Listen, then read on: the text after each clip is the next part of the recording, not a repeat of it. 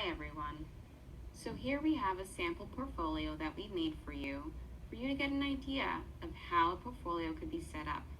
A little disclaimer, in an actual portfolio, there would be a fair amount of work samples and photos collected throughout the year, possibly over the several years that a child is at the school. This sample is set up to give you an idea of organization. On the cover, you can see we have a picture of our imaginary program, Child's Laughter Daycare, and our sample child's name, Leah Smith. When we open it up, we can see that we have the table of contents. We're using a binder to collect information, and we have the different segments organized by color rather than page numbers because we're setting this up with the idea that it could be expanded upon and added to throughout her time at Child's Laughter Daycare. As you can see here, we have different sections: child's background, pictures, samples of work, observations, developmental screening assessments, performance-based assessments, home visit documentation, and parent meeting notes. Opening up to the child's background, you can see the mother filled out this information when she first enrolled her child. This form asks about the child's age at the beginning of the year, their likes, and anything a parent thinks would be relevant for the teacher to know. You can see the family also included some family photos. We have a picture of Leah here with her mother Celine, and we have a picture here of her stepfather Luke and her sister Dion. In this picture section, we included a photography permission slip. This permission slip distinguishes between internal photos, photos taken for the portfolio, for internal newsletters, etc., from external photos, photos taken for websites, newspapers, and so on. Having this combined form may make it easier than asking parents at separate occasions to give consent for various purposes. Here you can see we are showing pictures of our stock photo child, Leah. There are notes, dates, and designated preschool teaching and learning standards next to each photo.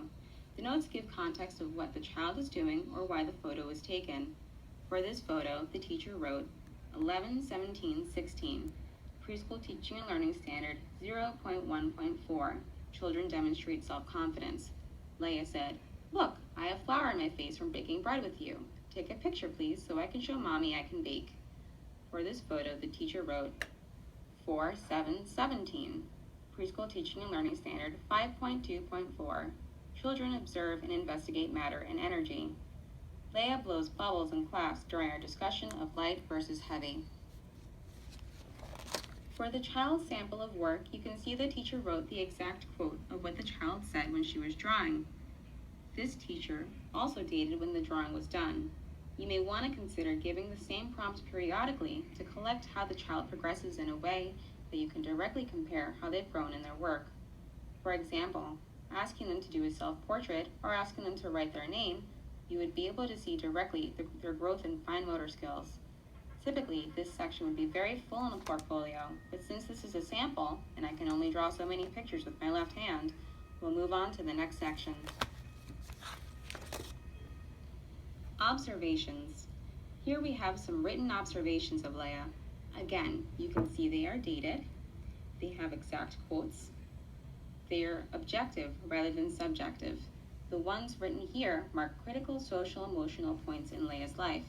You may choose to organize the observations you have written by date and/or by the kind of development scene. In this next area, we have copies of the child's developmental screening assessments.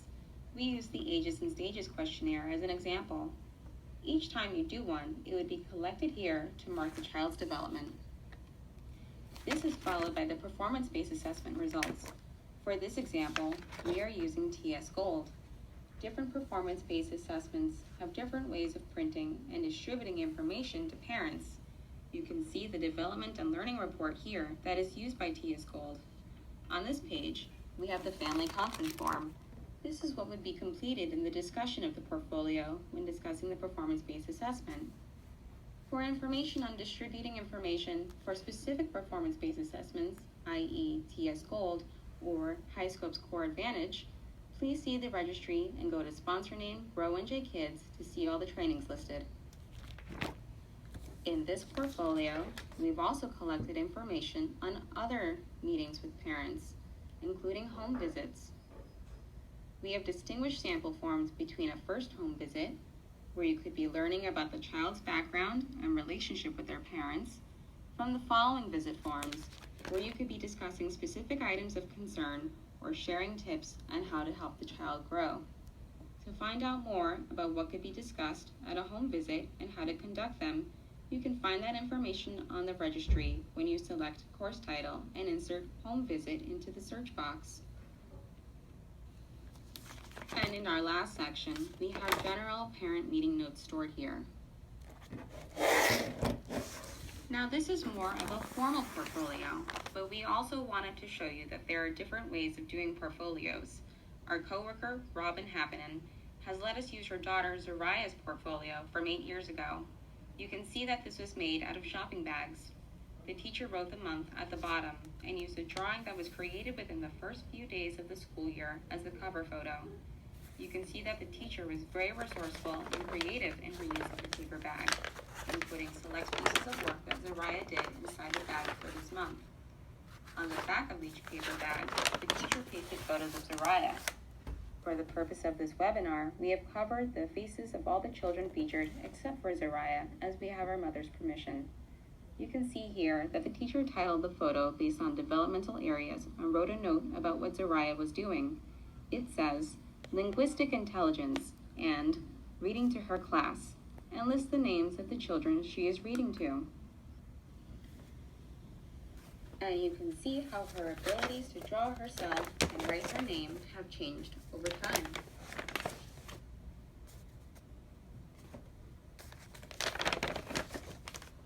Let's take a look again at the first drawing she did of herself. And now we can compare it to the last drawing she did of herself for that year. She added more details, and the head is now distinguished from the body at this point. And now she's able to write her name. Truly fascinating. Thank you for watching.